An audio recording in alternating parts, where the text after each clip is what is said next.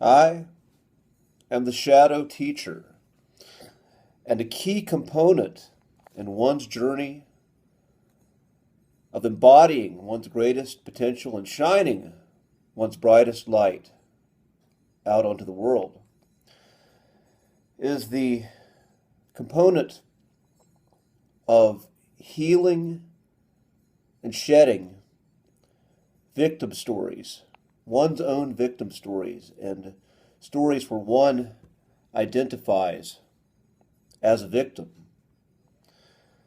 And I've found, even when one has put a lot of work into this type of healing trauma language, and healing this identity of a victim, and letting go of it and creating something new, there are always triggers that bring back old stories, old feelings, feelings in the body, words that pop up that one heavily connects to.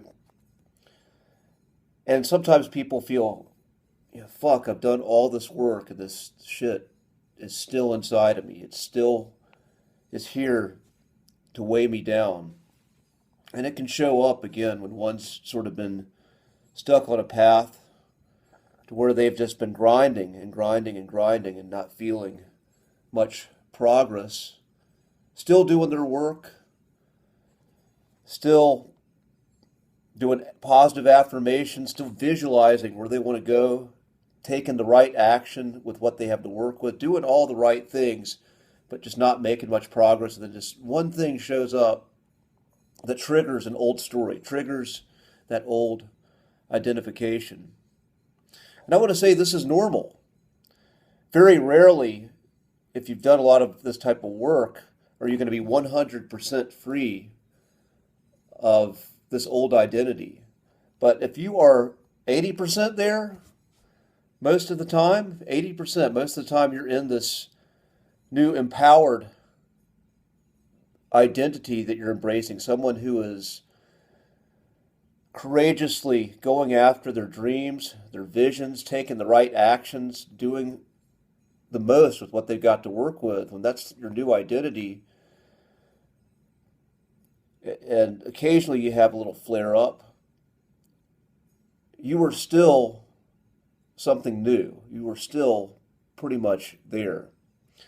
And a lot of times on the other side of these breakdowns is a breakthrough. A lot of times the breakdown, the buildup is needed to let go and have you break through to a new layer of embodying what you need to be to get where you want to go. Think about that old Tom Cruise movie, Jerry Maguire, Breakdown, Breakthrough. As cheesy as that movie may be, there's something to that, breakdown and breakthrough. And if you can hold on, and if you can weather the storm of that breakdown, then there is, much of the time, a breakthrough on the other side of it. And what I find, again, when my familiar trauma language shows up, some of my narratives are feeling like I'm not enough, I'm not seen, I'm not heard, and I'm not enough. Those are my key triggers. And when a certain event pops up, and again, usually it works, it's a long grind that's gradually been wearing me down, wearing down the willpower. And then one event triggers the old stories. And there's a little bit of a tailspin. But instead of completely crashing and burning, there might be a crash. But a lot of times, the plane is actually salvageable. And I can patch it up and get it back up in the air and get it flying better than it has been before.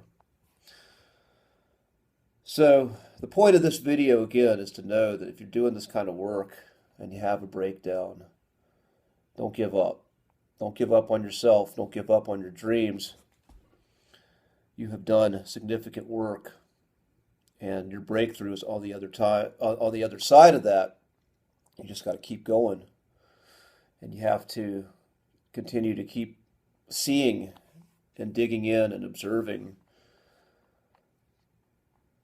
what it is that you want to do, what you want to be, what it takes to become that, taking the action to do that, and then looking at what weighs you down and gradually just stripping it away, letting go, not letting that be part of you, not seeing that as something that needs to be part of you and just allowing it to go on.